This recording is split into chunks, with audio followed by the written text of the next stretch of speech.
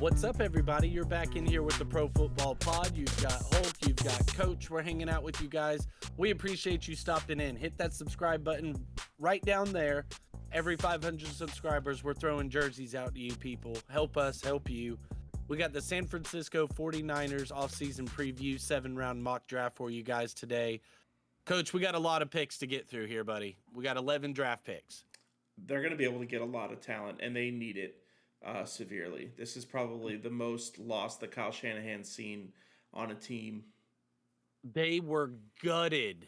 They lost their left tackle, Jalen Moore, their guard, Aaron Banks, Hufanga at safety, Dre Greenlaw at linebacker, Chavarius Ward at corner, Deebo Samuel at wide receiver. He went over to the Commanders in a trade. So just absolutely decimated for this team, which I feel like a lot people did see this coming, especially with the Brock Purdy contract coming up. You just knew you weren't going to be able to pay a handful of players. Exactly.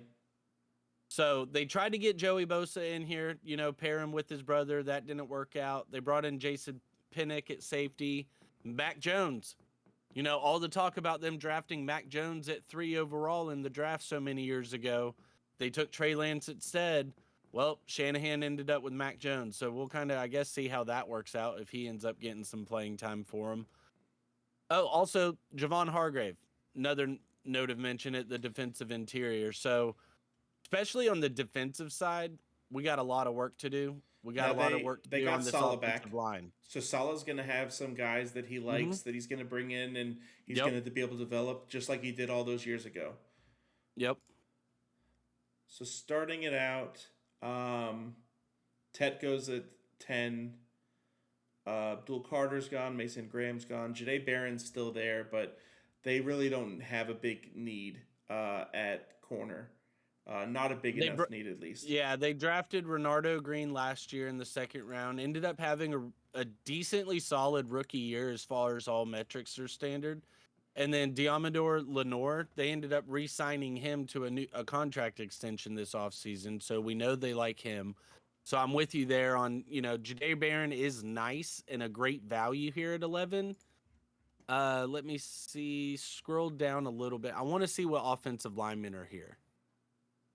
And that is... So Will Campbell and Armandez are both gone, but those are the only two that are gone. And I'm not liking the O-line right here with what choices we have. Kelvin Banks is interesting for them right here, because I do think he could play on the inside for you, and they could use the upgrade at tackle. I honestly kind of like either going Jahad Campbell or Mike Green.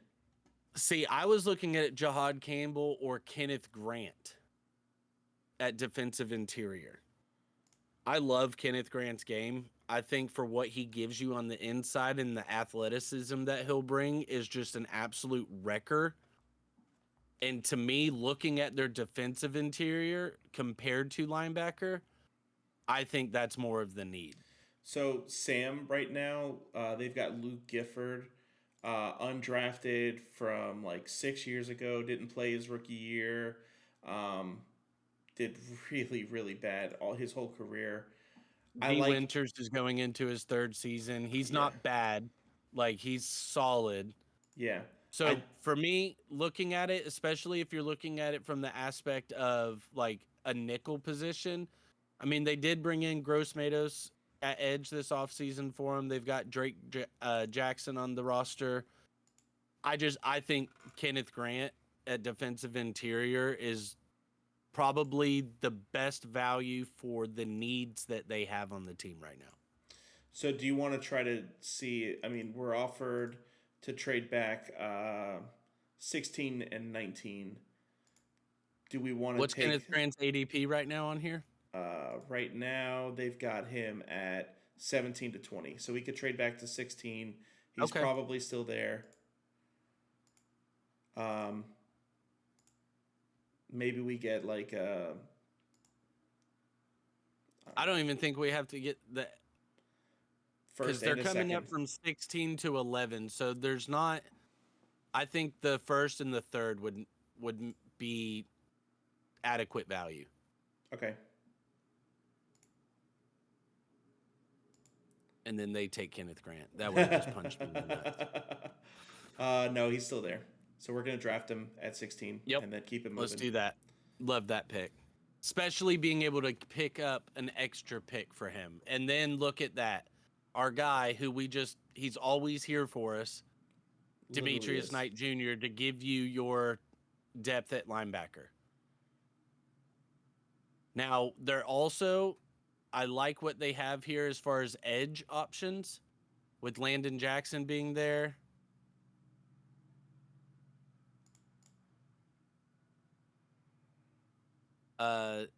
Princely from Ole Miss, he's still there for him. I love what he could possibly bring to the team. Yeah, I kind of like them because Landon Jackson's a little bit more versatile, plays a little bit wherever you need him to. But Princely is just going to be that outside the tackle.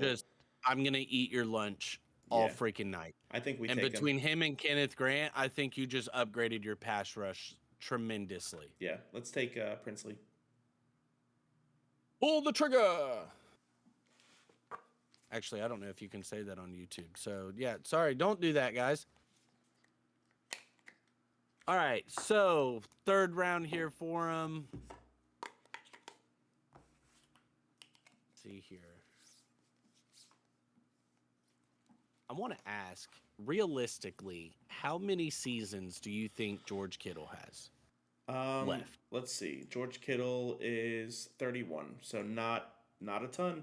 Mason Taylor's very interesting right here. That's your guy. We keep passing on him in these mock drafts because of other needs and value, but with our first two picks and getting Kenneth Grant and Princely at edge there for him, I mean, Chris Paul Jr. here. But we pick in 2 picks or 3 picks. So I think we take Taylor here and then take Chris Paul at 78 if he's still there. Do it. Let's do it. We're just blazing through here, and I love what we got going on. Boom. Just do it. Bam, bam. Look at that, guys. We're just filling out needs on this roster. So third round, we have a third, and then we've got 2 fourths coming up. I think running back safety is not a need for them ever. I think safety, just looking at Sebastian Castro there on the board for him, that's intriguing to me. Yes, they drafted Mustafa last year. But Sebastian's going to be a little bit more of that free safety. That he gives you some nickel and slot ability at covering there for you as well. And I mean, Jair Brown isn't going into year 3. He had a really solid rookie year, a down year last year, but I know Robert Saleh loves to run 3 safety sets and having a third safety out there on the field. So I think a guy like Sebastian Castro to inject in this defense would be really intriguing. Deion Walker. Yeah, that's another interesting. Senior Bowl darling. That's a very... I also like Dorian Strong there for him to give him a third corner. So they do have options here for him. I'm going to let you make this selection. I want to go defensive interior again. Again? We've got Kevin Givens and Jordan Elliott, and neither of them have ever had a good season. They're both at least 5 years in. So, like, they're both replaceable as fuck. Deion's got that 6'6", 345, just plug the hole. And we pick again in like 12 picks. So where's it saying Deion's ADP is going? 106 to 102. So he'll be gone. Okay, so he'll be gone by the Castro time we go will probably again. Castro will also be gone. Yeah. But that does leave us with Jacob Parrish potentially. Jacob Parrish. Okay, I like that. And he's a little bit more of that slot corner size. So I'm going to go Deion. All right, let's go with your guy. I like Deion Walker, Senior Bowl darling. And then Jacob Parrish has fallen to us right there. We got Jacob Parrish or Gunnar Helm. Okay, well, no, we did take a tight end. We took Mason Taylor. Take a tight end. We took Mason Taylor. We took your guy. Yep. Yeah, so right now we've gotten 2 defensive interior. Coming up all coach right here. An edge and a linebacker. And then we've taken a tight end on offense. So I would love to look Jacob Parrish. I also want to look interior offensive line. They had so many guys leave. We pick again at what, 138? 138. If Willie Lincoln will be gone. Oh my God! Look at this prospect. A little bit 5'11", 290. undersized. Oh my That god. is insane. What a Yeah, I don't know. bowling ball of a man. Yeah, that's very But undersized. look at what he gives you. He played center his freshman year. He played everywhere his sophomore season. And then last year, predominantly at right guard and found a home. But I mean, the versatility that guy gives you, I would not be mad at some Willie Lampkin right here because you're not going to find that with the later guys. Not at all. And yes, it's going to be a bit of a reach right here. But you know you're not But going to get him at honestly, 138 and no. Now, I do want to see pull up corner because if we do pass on Jacob Parrish, I want to see what we're looking at. Kobe Corner Bryant and will be safety. gone. Um, Corner and safety. All right, so Billy Mello Bowman will Dotson will be probably there, be but gone. he'll be Our there guy for the Billy second pick Bowman. too. Yeah, our Bill. Okay, so we're good on that. And I do like Noel Williams and Zy Alexander as far as potential guys there. So yeah, let's go Willie Lampkin because we know he's not going to be there for us on the next go, and it's hard to pass up that just that bowling ball of a prospect. I Yeah. love that. So Zai's still there, and then Billy Bowman's there at the next pick. Yeah, Billy should now. Zy, this is right in his wheelhouse. Pull up wide receiver for us because they do have Jawan Jennings, but with the Brandon Ayuk stuff coming around, I'd like to get Kyle Williams maybe at the next one. yeah, Kyle Williams should still be there for us later. I like that. Okay. Okay. All right. Okay. I like what we're looking at on the board as far as the positions that we're looking at. And let's see here. All right. So who were we looking at taking right here? Zai. Or we Zai. could just go Billy Bowman. It's a little bit of a reach, and then grab Kyle Williams on the next one. Let's do it because we can't guarantee he's going to be there for us in the next go. And Billy Bowman's a versatile guy. He's played slot, box, a lot of deep, just in this past season. But he's got a lot of time in the slot in his career. Screams a Robert Saleh DB. Yeah. So yeah, it's going to be a reach. We're going to get a bad grade on it. Whatever. It's our second, fourth round pick. And then perfectly falls to us, Kyle Williams. Yep. Love that pick.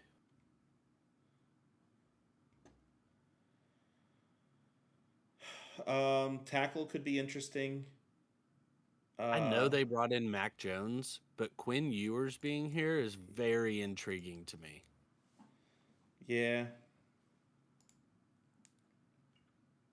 But it's hard to do that though, knowing they're going to throw the bag at Purdy. Yeah, and they just have so much need. We've already taken safety. I think picking up a tackle. I like Cornelius here. Yeah, for Trent Williams' eventual loss. This is our last real pick before we're just looking at pure depth guys, anyways. Depth and development, yeah. And honestly, everyone on the board is all depth and development. So I'd rather take the highest. Yeah, let's say a Johnny Cornelius. He's mostly played right tackle. And their right tackle's 28, so it's still, yeah. I mean, this is the pick. All right, best player available. I like some Dumas Johnson right here. Versatile again. Kind of plays wherever you need him to play. We took his teammate in Deion Walker. Yeah. Rondé Gadsden III is intriguing. I know we took Mason Taylor, but the way that Shanahan would be able to use Gadsden as a chess piece on his offense, that's also intriguing to me. And we have 3 more picks here, or 2 more picks after this in the 7th round. I feel like a Gadsden here would just be a Shanahan pick. Like, hey, let me get a gadget guy in here real quick. Somebody that I can play pretty much anywhere on the field. Coach said, sign me up. You talked me into it. Smail Munden I like as well. We've talked about this guy in a few past videos. A little bit of versatility, likes to play in the box. Um, Mm-hmm. definitely Mm-hmm. has some solid games versus good talent as well. I mean, whenever you've got a Georgia linebacker that you're staring at in the seventh round, I know that we took linebacker early, but honestly, besides Fred Warner, they have need at the position. I think filling up that room could be interesting. Another one would be going Clay Webb. We've talked about him.